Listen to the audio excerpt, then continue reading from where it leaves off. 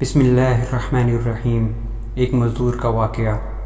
ایک رات سلطان محمود غزنوی رات کے وقت معمول کے مطابق گشت پر تھے اور ایک تندور کے پاس کسی شخص کو سویا ہوا دیکھا تو اس کو اٹھا کر پوچھا کہ وہ کون ہے۔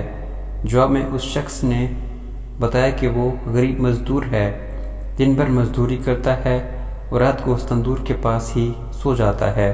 سلطان نے پوچھا کہ اس سردی میں اس کی رات کیسے گزرتی ہے؟ تو اس مزدور نے جواب میں جو کہا اس نے سلطان کو ہلا کے رکھ دیا۔ مزدور نے کہا جناب، نصف رات آپ کے انداز میں گزرتی ہے اور بقیہ نصف آپ سے زیادہ اچھے انداز میں گزارتا ہوں۔ سلطان نے بڑی حیرت سے پوچھا کہ وہ کیسے؟